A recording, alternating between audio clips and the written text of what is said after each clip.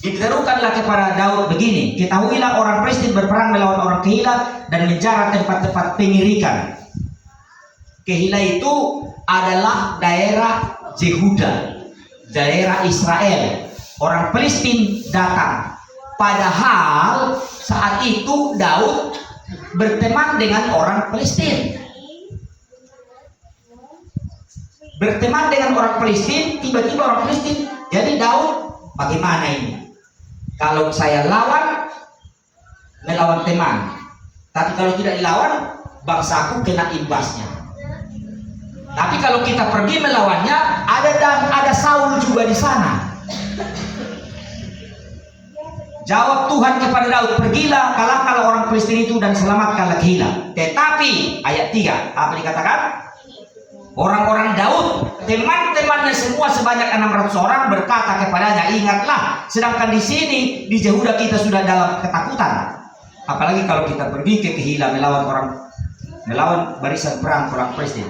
Lalu bertanyalah Daud kepada Tuhan, maka Tuhan menjawab dia, firman-Nya, persiaplah, pergilah ke Kehila sebab aku menyerahkan orang Filistin ke dalam tanganmu. Dalam hal ini, Bapak saudara-saudara, Daud lebih mempercayai Tuhan daripada keadaan di lapangan. Paham ya?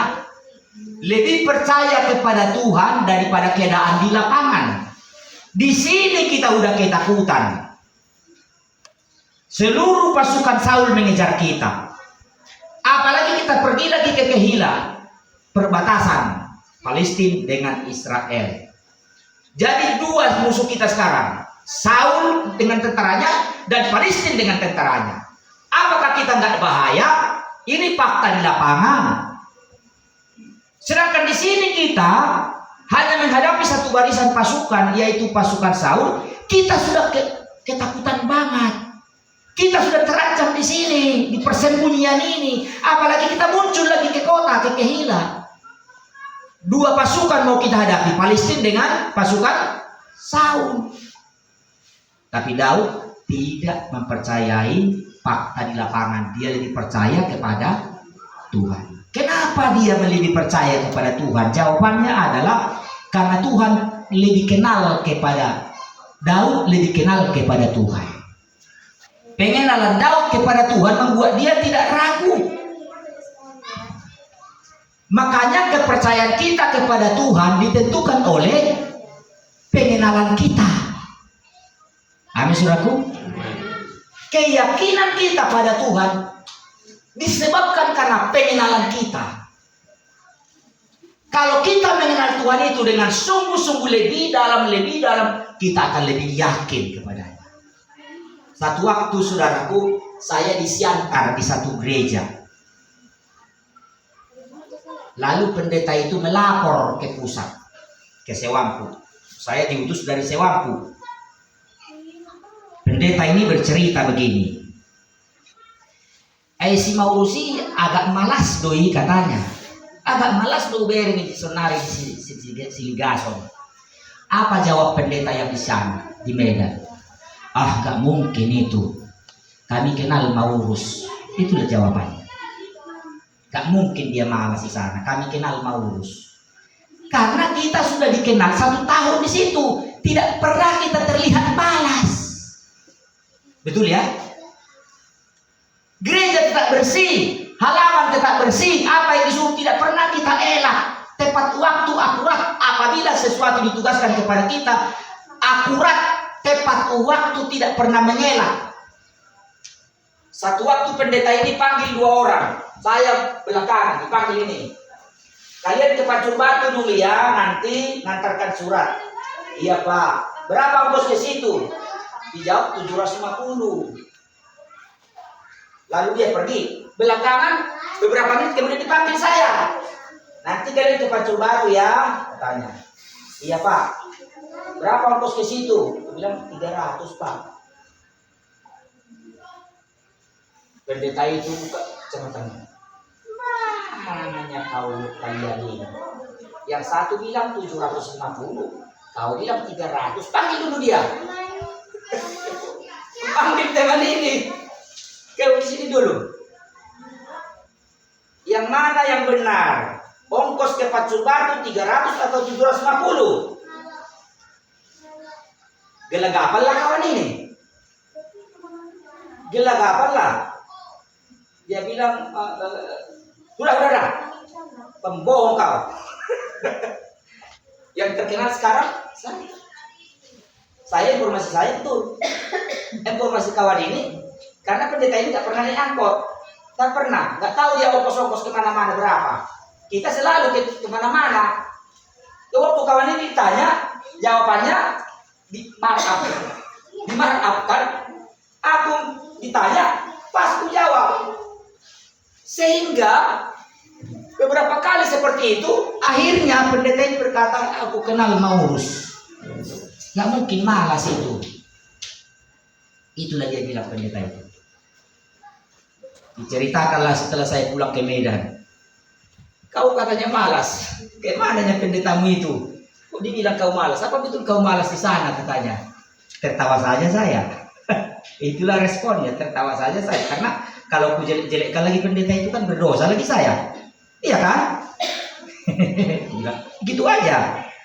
Tapi artinya seperti tadi, karena dikenal aku, dipercayai, dijamin. Begitulah Daud, karena mengenal Tuhan, dia lebih percaya kepada Tuhan daripada fakta di lapangan. Dia percaya Tuhan itu sanggup menolong, dia percaya Tuhan itu pasti akan membela, dia percaya Tuhan itu informasinya akurat. Bagaimana caranya kita supaya lebih mengenal Tuhan? Apa yang kita harus lakukan supaya kita lebih mengenal Tuhan? Mengenal Tuhan itu tergantung dari persekutuan kita dengan Tuhan. Seberapa kompak kita dengan Dia, seberapa intim kita dengan Dia. Bagaimana dengan doa-doa kita? Nah, kalau kita cuma berdoa 5 menit satu hari, ya jadilah. Cuma berdoa 5 menit satu hari, kemudian gak ada semangat. Gak ada semangat mencari Tuhan itu. Baca Alkitab pun ngantuk, bernyanyi pun malas, berdoa pun malas, ke gereja pun terpaksa. Bagaimana muncul pengenalan? Bagaimana bisa terjadi pengenalan lebih akurat? Beda dengan saya. Sudah perhatikan saya nyanyi. Apakah saya pernah nyanyi gini? Ku mau cinta Yesus selamanya. Pernah saya nyanyi gitu. Kaki harus bergerak, tangan harus bergerak, hati harus naik. Itu dia. Berdoa juga begitu. Karena firman Tuhan berkata berdoa itu harus berseru-seru kepada Tuhan siang dan malam. Amin. Kalau saudara berdoa berseru-seru atau berbisik-bisik, bangun pagi-pagi, jawablah masing-masing di hatinya. Begitu bangun dari tidur, langsung berdoa. Terima kasih Tuhan.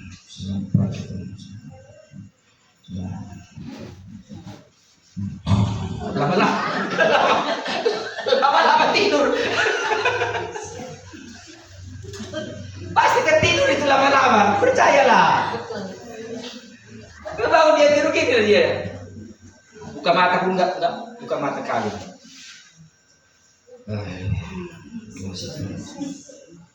Selamat pagi Yesus, selamat pagi. Terpuji nama Tuhan. Oh, haleluya. Saya saksikan banyak orang seperti itu. Bukan dongeng ini. Saya saksikan. Saya sidang majelis daerah bersama dengan pendeta-pendeta. Saya saksikan itu. Saya sinode. Saya saksikan itu. Saya berdebat dengan teman di mana-mana. Saksikan itu. Saksikan itu. Tapi saya tidak akan mau seperti itu karena saya sudah khotbahkan bahwa kita harus berseru-seru kepada Tuhan siang dan malam. Paling tidak suara kita kedengaran kalau kita berdoa. Makanya pernah aku ceritakan dulu ada di Tanah Karo orang meninggal. Apa saya bilang? Meninggal. Lalu Tuhan tiba-tiba ditunjukkanlah sama dia 2 jalan. Di sini jalan yang kanan ini orang berderang. Di sana ada cahaya yang luar biasa. Di sana ada api bergejolak, gelap. Jadi tanya dia sama malaikat, "Kemana kau?" katanya. "Mau di sini lah." Kalau di situ kau harus didoakan sama ibu situ orang itu kau. Yang di depan rumah itu. Di depan rumahnya ada bau situ orang. yang selalu berdoa. Kedengaran suaranya kalau berdoa. Sudah berpuluh-puluh tahun didengar itu. Kalau gitu tadi pun gitu pun saja. Sadar dia kembali. Dia ngomong, aku harus doakan ibu si orang yang selalu berdoa itu kedengaran pagi-pagi. Aku harus doakan dia supaya aku masuk surga. Dipanggil, didoakan. Terjadilah pertobatan rame-rame. Itu bukan kesaksian saya, kesaksian Ibu Julia, saudara-saudara. Kalau kesaksian dia, dari dia cerita itu dan taruh sana. Beda ceritanya kalau ibu itu nggak pernah kedengaran berdoa. Beda ceritanya itu. Jadi saudara-saudara, pengenalan kita akan Tuhan tergantung dari persekutuan kita dengan Tuhan. Bagaimana dengan doa-doa kita tiap hari? Kedengaran nggak? Paling tidak telinga kita harus jelas dengar. Kalau kita ngantuk, pergi mandi dulu, cuci muka, bikin air panas, jangan panas sekali, air panas. Nanti melepuh nanti. Bikin air panas, cuci muka, bergerak-gerak sedikit. Nyanyi bila penting nyanyi girang. Ada girang besar, ada girang besar, ada girang di hatiku. Baru setelah ngantuk hilang, baru kita menyanyi. Oh haleluya, baru nyanyi. Saya dulu baca Alkitab itu 6 pasal itu bukan tidak ngantuk. Ngantuk saya baca Alkitab 6 pasal jam 4 pagi, ngantuk. Bagaimana caranya saya mengatasinya? Saya berdiri membacanya. Berdiri saya baca. Berani ngantuk itu datang bersama yang berdiri. Tidak mungkin berani ngantuk datang kepada orang yang sedang berdiri. Tidak mungkin. Kalau sedang di atas bantal, baru orang ngantuk itu datang. Kalau kita sedang berdiri, tidak berani dia. Tidak mampu dia. Berdirilah kita. Hilanglah ngantuk itu. Maka saya sudah bangun itu, sudah terbiasa jam 4. Sudah terbiasa itu. Nggak susah lagi bangun jam 4. Kalau saudara, saya ragu ya, ada juga di antara kita mungkin bangunnya jam 7 pun masih berat. Itu keterlaluan kalau itu ibu-ibu. Bagaimana dia mempersiapkan makanan buat anak-anaknya? Yang pasti itu bukan ibu-ibu. Bapak-bapak sini pekerja semua. Jam 7 harus sudah di tempat, di lokasi kerja. Berarti tidak ada di antara kita seperti itu, betul?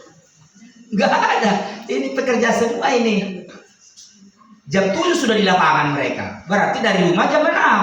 Begitu kan? Dijauhkan Tuhan lah seperti itu. Jam 7 pun masih berat bangun. Aduh. Dari mana kita kenal Tuhan dengan benar? Kalau kita kenal Tuhan dengan benar, kita akan lebih percaya padanya. Tetapi persekutuan kita yang benar itulah membuat kita lebih mengenal Tuhan. Haleluya. Kita baca Alkitab, dengarkan khotbah. Kemudian kita bersekutu dengan Tuhan, lakukan firman Tuhan, bawa dalam doa. Di kampung kami disebut Singgang Namangulu. Ya, di Bidiamui. Buang mahami amang di Singgang Namangulu. Singgang Namangulu artinya berlutut yang hidup, bukan berlutut yang ngantuk. Gini. Oh haleluya Tuhan, oh haleluya Tuhan, haleluya Bapak, berkati-kati Bapak. Itu dia Singgang Namangulu. Tapi kalau tangiang yang ngantuk, itu tadi. Oh, haleluya. Pernah ada orang berdoa, saudara, kesaksiannya sendiri ini. Jangan Pak dia sudah berdoa. 2 kakak, 3 kakak udah tidur dia. Aminnya jam 7. Tapi cuma 3 kalimat. Jam 7 amin lah. Sudah bangun dia jam 7 udah terlambat dia mau kerja. Terpaksa amin lah. Jadi mulai tadi jam 4 cuma itu karena kecepatan bangun dia. Biasanya bangun jam 5. Sekali ini jam 4 dia bangun. Tak apa yang setan apa yang datang, jam 4 dia bangun. Dia mulai berdoa. Terima kasih. Haleluya. Itulah terakhir haleluya. Itu terakhir doanya. 3 kalimat itu selama 3 jam. 4, 5, 6, 7. 3 kalimat doanya 3 jam. Aminnya itu di situ. Pas bangun dia sudah amin. Jadi kenal Tuhan ditentukan oleh persekutuan kita yang baik. Jadi pelaku firman Tuhan. Kemudian mengenal Tuhan itu, kenapa Daud semakin yakin? Karena dia suka penelitian. Dia suka penelitian. Dia teliti manusia ini semua. Dari dulu sampai sekarang diamati semua. Di Mazmur itu, Mazmur 37:25 dia katakan begini. Mazmur 37:25, dulu aku muda, sekarang telah menjadi tua, tapi tidak pernah kulihat orang benar meminta-minta. Coba dibaca dulu. Siapa yang bisa baca? Mazmur 37 ayat 25. Dahulu aku muda, sekarang telah menjadi tua, tetapi tidak pernah kulihat orang benar ditinggalkan atau anak cucunya meminta-minta roti. Iya, terus? Tiap hari ia menaruh belas kasihan dan memberi pinjaman, dan anak cucunya menjadi berkat. Iya, dulu aku muda, sekarang sudah menjadi tua, tapi belum pernah kulihat orang benar ditinggalkan oleh Tuhan. Kalau kita orang benar, enggak ditinggalkan Tuhan kita. Amin, saudaraku. Amin. Daud itu mengamati setiap orang, di telitinya. Ini dulu tahun sekian berapa, bagaimana ini keadaannya, tahun sekian bagaimana. Perkembangan dari keadaan seseorang diamati oleh Daud. Kesimpulannya, dia perhatikan ternyata orang-orang yang benar itu tidak pernah ditinggalkan oleh Tuhan. Ada penelitian. Jadi berdasarkan penelitianlah kita hidup. Maka iman kita semakin bertumbuh. Iman kita semakin bertumbuh. Ada orang pertama datang ke gereja dia. Sekali itu dia baru ke gereja. Sekali itu, belum pernah ke gereja sebelumnya. Terus pakai sambung dia. Pakai sanggul, terus pakai apa lagi? Kebaya. Bagaimana penilaian kita dengan orang seperti ini? Dia kira ke gereja itu seperti pesta besar, pesta di kampung. Dilihat temannya, nggak ada yang pakai sanggul, nggak ada yang pakai sanggul. Berarti kalau orang seperti itu, ini pertanda dia belum pernah ke gereja. Kan gampang mengenali, belum pernah ke gereja. Kalau dia pernah ke gereja nggak seperti itu. Tiba-tiba ada lagi orang pindah gereja dia ke satu tempat. Baru pertama kali hadir dia langsung pakai jas. Pendetanya pun nggak pakai jas. Dia tiba-tiba pakai jas, pakai dasi. Perhatikan, gak ada pakai jas. Pendetanya ini bingung dia. Langsung kita kenali dia. Oh, ini baru pertama kali ada di sini. Baru pertama kali. Minggu depan datang dia gak pakai jas lagi. Malu-malu ini dipikirnya. Jadi mengenal Daud itu suka mengenal orang. Dari kecil diteliti hidupnya. Maka setiap dia lihat orang yang rajin datang ke Bait Allah, setiap orang yang baik hati, tidak pernah ditinggalkan Tuhan. Jadi kita pun coba kita perhatikan. Saya dulu di kampung kami ada 10 orang anak muda datang ke sekolah Alkitab, termasuk saudaraku satu itu. 10 orang. Yang 10 orang ini bukan 1 tahun berkatnya semua. Tahun ini 3 orang. Tahun depan 3 orang, tahun depannya lagi 3 orang, tahun berikutnya 1 orang, begitu dia. Jadi sebelum mereka berangkat, saya sudah nilai mereka. Ini tidak jadi. Betul prediksiku, betul. Baru ini tidak jadi, termasuk itu aku ini. Orang tak jadi. Karena aku kenal dia di rumahku. Aku laki-laki tapi aku tukang masak, dia perempuan bukan dia tukang masak. Aku menyuci, dia tinggal ongkang-ongkang kaki.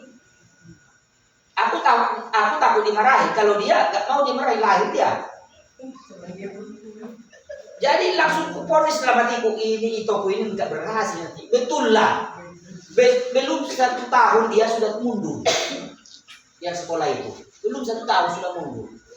Periksiku pas. Semua yang kuperiksi itu, semua pas. Semua pas, gak ada yang meleset. Tapi aku sejak awal sudah yakin Aku berangkat karena tujuanku jelas. Sekali layar berkembang, mundur kita berpantang. Begitu kalau tekad saya, sekali layar berkembang, mundur kita berpantang. Makanya di sini dulu di Boloka, di depan rumah Pak Mani ini, waktu saya sewa itu rumah, saya tanam ubi keliling, termasuk halaman pun ditanam ubi. Dalam hatiku, kalau orang ini tidak kasih aku beras, kalau Pak Mani ini tidak kasih aku nanti makan, saya bergantung kepada ubi ini. Kenapa rupanya? Ku beli sepedaku yang ada keranjangnya. Tujuannya kalau kemana-mana aku naik sepeda ada keranjang, ada sesuatu, ada tempatnya. Ada sandal dapat 1 biji, masukkan. Di zebra ke atas dapat 1 sendok. Di jalan itu, masukkan di situ. Lewat lagi sana ada sayur di pinggir apa itu, parit itu. Ambil kangkung itu, masukkan di situ. Pulang saya sudah ada bekal. Nggak bergantung kepada beras. Karena pengalaman di Siantara aku 1 tahun hanya beberapa kali makan nasi. Namanya 4 orang anggota jemaah. Saya lah gembalanya. Anggota jemaat cuma 4 orang. Di atas 60 semua ini, 70, 85. Gak ada kolektenya. Aku dipaksa harus tinggal di gereja itu. Jadi seringan tidak makan lah istilahnya. Cuma banyak sayur di bawah sana, sayur, banyak sayur, daun ubi, kangkung, genjer, kelapa pun gampang dapat.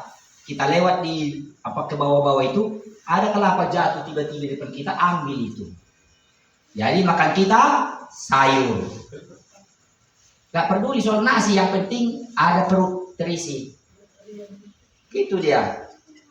Yang 1 kali yang sangat parah, udah 3 hari gak makan apa-apa. Ku makan sayur mau muntah. Kalau di sini situasinya ini sudahlah, menyerahlah saya. Berdoalah saya dari jam 2 malam sampai jam 5 sore. Dalam pemikiran saya, kalau Tuhan tidak kasih beras di karung ini, di ember ini, di kaleng ini, saya tidak akan amin. Seperti mengancamlah saya. Berdoa terus, nyanyi terus. Itu lagu HKBP, ku nyanyikan satu persatu. Seberapa tebal pun itu, satu persatu ku nyanyikan.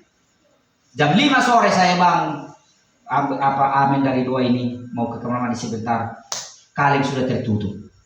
Amin lah, sudah ada beras. Padahal kututupnya gereja seperti ini. Cuma opung di sebelah, udah heran. Jam 2 ini tadi malam guru kami ini berdoa. Sampai jam 6 gak amin. Gak pernah seperti itu. Sampai jam 10 pagi gak amin. Kapan dia makan? Kapan dia ke sungai? Kapan dia mandi? Sampai jam 12 dia udah penasaran. Jam 3 gak tahan lagi dia saking penasarannya. Ditengok pintu tertutup. Disuruhlah pemuda-pemuda di depan congkel di gereja ini. Dicongkel lah. Masuklah dia pelan-pelan langsung ke pastori. Dihadang sama kaleng kosong lah dia. Karena ininya rupanya guru kami ini tidak makan pikirnya. Diisilah beras setengah kaleng, baru dijejerkanlah makanan di situ. Ada durian, ada pepaya, ada pisang, ada nasi goreng. Ku tengok ke gereja ada makanan. Amin lah. Makan saya. Setelah makan saya baru datang dia. Diceritakannya lah, aku penasaran. Rupanya kamu karena tidak makan. Udah berapa hari tidak makan katanya? Udah 3 hari. Mulai dari situ bertindaklah yang umur 85 tahun ini. Diceritakanlah kepada 3 anggota lagi. Ini guru kita ini hampir bunuh diri. Gak makan. Mulai dari situ berpikirlah mereka. Karena itu namanya bunuh diri kan. Gak mau keluar dari gereja. Kalau sampai mati di sini. Kalau kali ini gak terisi saya kan gak amin. Paling kalau mau ke kamar mandi pergi sebentar. Haus minum. Sampai mati di sini harus berdoa. Kalau kali ini nggak tertutup, tidak terisi, saya harus berdoa terus. Waktu itu kalau nggak aku pikirkan, nggak ada politik saya misalnya dibuka pintu dulu supaya datang orang. Nggak ada politik saya seperti itu. Aku harapkan beras itu langsung dari lagu begini. Rupanya nggak seperti itu caranya. Jadi itulah saudara-saudara. Jadi kalau aku sudah tahu, aku semakin kenal Tuhan itu karena aku sudah saksikan Tuhan itu menolong dengan cara dahsyat. Kalau andaikan orang tua itu tuli, matilah saya di situ. Karena saya sekali terus. Sekali mau berdoa di sini sampai mati, kalau kalian tidak terisi, saya akan berdoa sampai berapa hari pun. Kan lepaslah kita lama-lama kan. Tapi Tuhan tidak izinkan. Opung itu masih ada telinganya. Masih ada telinganya. Kalau nggak ada telinganya, betul-betul saya mati. Karena setengah kesal saya sama pendeta saya, masa saya disuruh sini nggak ada orang mau dilayani. Tapi dia bilang begini, pakai lututmu. Jangan pulang kau ke pos. Setiap pulang saya marah dia. Aku tahu karena kau tidak makan maka kau datang ke sini katanya. Pakai lututmu. Karena udah beberapa kali seperti itu nggak mau pulang saya ke pos. Di situ aja saya gereja itu. Ada atau tidak ada makanan. Tapi mujizat terjadi banyak. Ular gigi saya nggak tembus, nggak nempel giginya itu. Banyak mujizat terjadi di situ. Karena saya menyerahkan nyawa saya, mati melayani, hidup melayani. Itu dari situ. Sudah ku kenal Tuhan itu bagaimana dia membela saya dengan luar biasa. Yang terakhir, yang ketiga Bapak Ibu. Golongan yang ketiga adalah orang kudus Tuhan. Orang kudus Tuhan. Sama-sama kita katakan dulu, orang kudus Tuhan. Saya berharap kita golongan ini. Amin. Seperti apa orang ini di dalam pembacaan ini? Kita baca dulu Kejadian 28.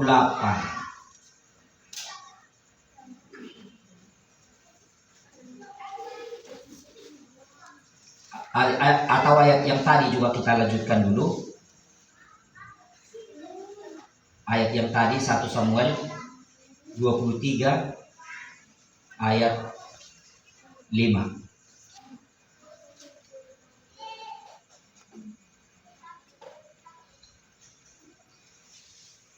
Satu Samuel 23 ayat 5. Mari kita baca sama-sama. Kemudian pergilah Daud dengan orang-orangnya ke Kehila. Ia berperang melawan orang Filistin itu. Dihalaunya ternak mereka dan ditimbulkannya kekalahan besar di antara mereka. Demikianlah Daud menyelamatkan penduduk Kehila. Ketika Abiatar bin Ahimelek melarikan diri kepada Daud ke Kehila, ia turun dengan membawa efod di tangannya. Ini siapa ini saudaraku? Abiatar inilah yang keluarganya semua dimatikan oleh Saul, ya kan? Dia luput, dia lari. Tapi waktu dia lari, tahukah saudara apa yang dibawanya? Apa yang tadi dibawanya? Efod itu alat untuk beribadah. Paham ya? Efod itu baju, seragam pelayanan. Jadi kita sebutlah dengan istilah alat untuk beribadah. Padahal Abiatar ini lari dari tengah-tengah orang yang mau dihancurkan, mau dibunuh. Dia lari, dia sempatkan mengambil efod. Dalam hatinya, dimanapun saya nanti pelarian ini ada, saya harus beribadah kepada Tuhan. Alat ibadah, sehebat apapun ancaman, dia lari menyelamatkan diri, dia utamakan membawa alat ibadah.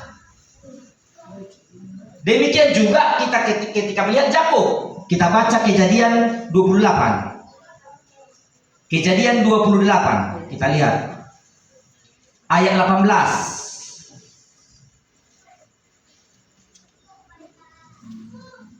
Kejadian 28 ayat 18. Keesokan harinya pagi-pagi Yakub mengambil batu yang dipakainya sebagai alas kepala dan mendirikan itu menjadi tugu dan menuang minyak ke atasnya.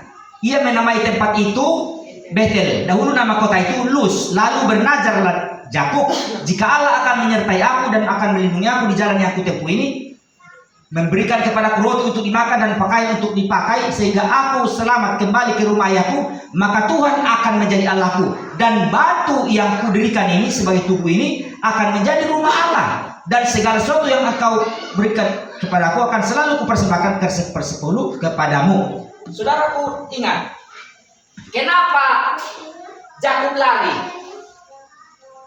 Masih ingat kita? Kenapa Yakub lari? Karena diancam oleh Esau. Jadi kalau lari itu kan tidak mungkin santai. Iya kan? Tapi Yakub tetap sempat membawa minyak. Minyak itu apa gunanya minyak? Minyak itu untuk alat untuk beribadah. Alat untuk beribadah, minyak untuk mengurapi sesuatu nanti. Jadi artinya kemanapun ini Yakub lari, perhatiannya tidak lupa, harus dipikirkan nanti ibadahnya di mana. Alat ibadahnya dibawa, yaitu minyak. Ini yang disebut dengan orang kudus. Orang kudus itu apapun situasinya, bagaimanapun kondisi masalahnya, yang dipikirkannya nanti ibadah bagaimana. Makanya ada nyanyian kita berkata, yang terutama di dalam hidup ini memuliakan nama Yesus. Jadi dia pikirkan ibadah. Dan langsung diumumkannya, bernasar dia, tempat ini nanti menjadi tempat rumah Allah. Disitulah ibadah baik Allah yang dibangun oleh Salomo di tempat yang dituang itu. Jadi artinya orang kudus itu pikirannya selalu ibadah. Selalu ibadah. Sehebat apapun masalahnya, yang terutama dalam hidupnya adalah beribadah. Secapek-capeknya dia pikirkan ibadah. Nanti kemana aku ibadah? Sejauh-jauhnya perjalanannya dipikirkan di mana nanti ibadah. Begitu juga kami dari sini sebelum kami ke Israel, kami tanya ibadah kita nanti ke mana? Hari Minggu kita beribadah di mana? Akhirnya dikasih tahu kita nanti satu kali beribadah di pesawat. Satu kali kita nanti beribadah di lokasi disebutkan lah tempatnya. Karena kita pikirkan nanti ibadah itu yang paling penting. Selalu kita bawa ibadah kita kemana kita pergi. Seperti keong, kemana keong pergi dibawa rumahnya. Ya kan, gak pernah ditinggalkan rumahnya. Ya kita pun harus selalu kemana kita pergi pikirkan ibadah. Begitulah orang kudus. Sesibuk apa dia pikirannya nanti ibadah bagaimana. Alat-alat ibadah tetap dipikirkan. Walaupun Abiatar lari, dia sempatkan mengambil efodnya. Yakub lari, disempatkan membawa minyak urapannya. Itu alat-alat ibadah semua. Begitulah anak-anak Tuhan. Kalau bapak-bapak pergi ke daerah, bawa enggak Alkitabnya?